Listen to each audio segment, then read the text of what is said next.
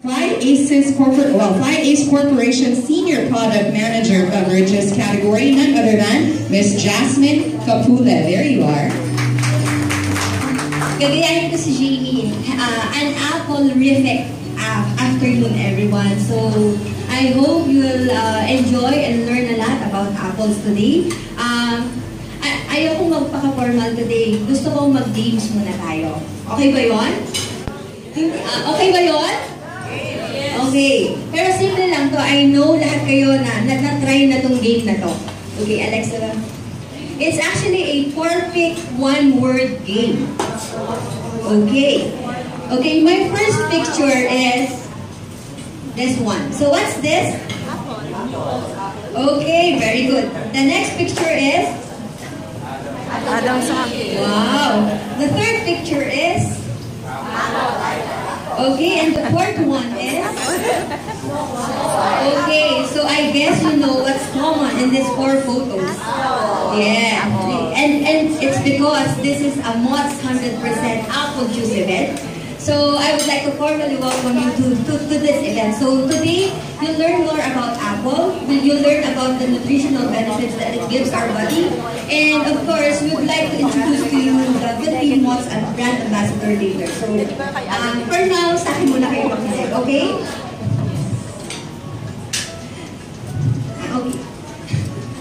Okay, trivia muna tayo. My trivia number one is that in ancient Greece, tossing an apple to a girl was a traditional proposal of marriage, and catching it is the acceptance. It's just parang saying yes. Okay, alam niyo ba to? Okay, it was actually Troy of Paris who did this to Aphrodite. So si Hera, si Aphrodite, and another goddess, parang nag-game sila. And then, Aphrodite won because she was the first, unang-una, may mystery. Okay? My trivia number two is, apple trees takes 4 to 5 years to produce their first fruit. So, sobrang tagal, di ba? So, just like any other trees, like mangoes or any other fruit-bearing trees. So, when you see an apple tree, for example, not in the Philippines, but in other countries kung saan malamig ang climate, normally it takes 4 to 5 years before it first produce its first fruit. Okay, excited ba kayo sa third trivia ko?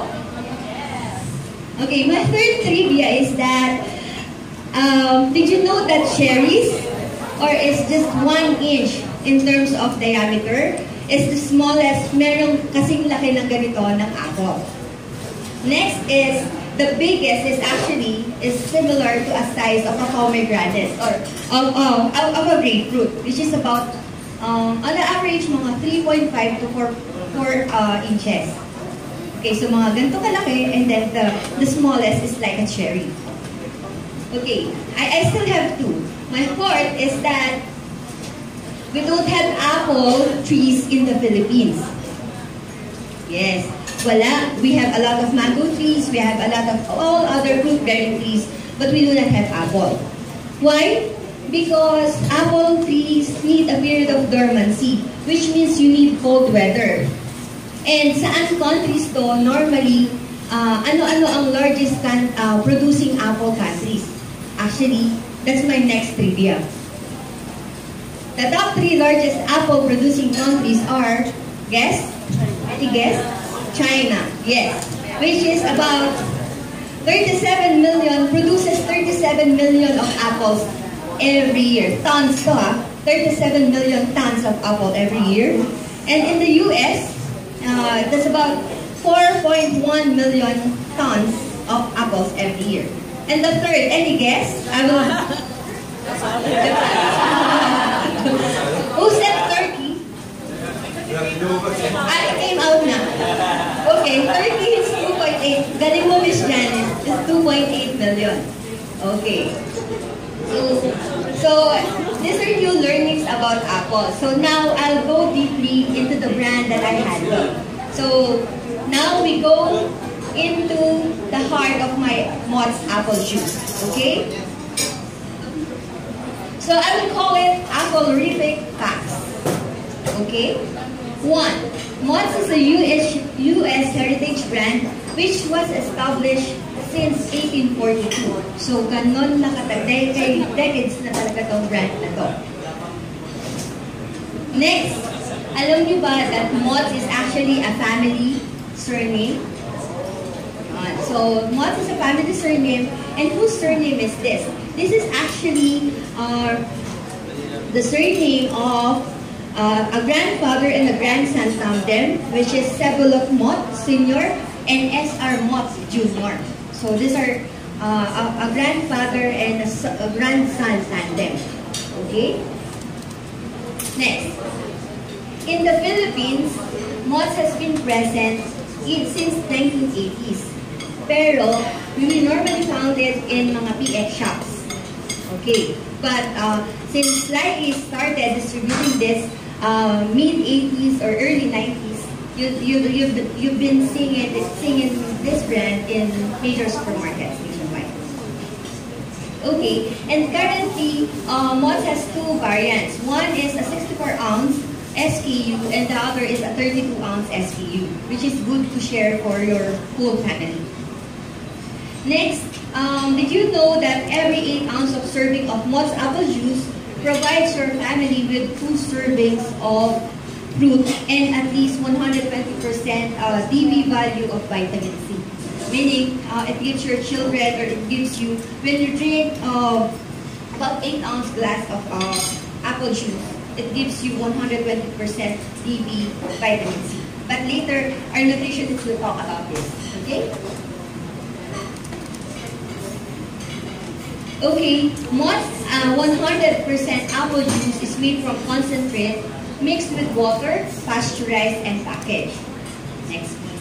Mott's has no added sweeteners, so just like any other 100% juice, it has no added sweeteners, artificial color, or and all sugars that we found in this particular apple juice comes from the fruit.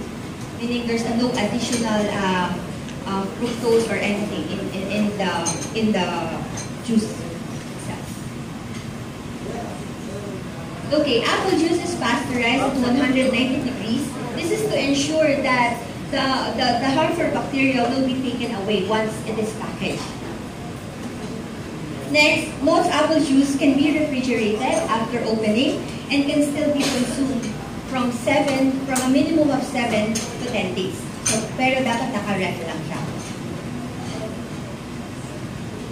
Okay, now I would like to share with you a video about juices, about 100% apple juice in the US. So this is Marsha Prosper. Servings of real fruit inside. So even if some of us are choosy about how we like our fruit, Mott's gives us the purely delightful flavor we love with the healthy fruit we need. A secret like Mott's is worth sharing.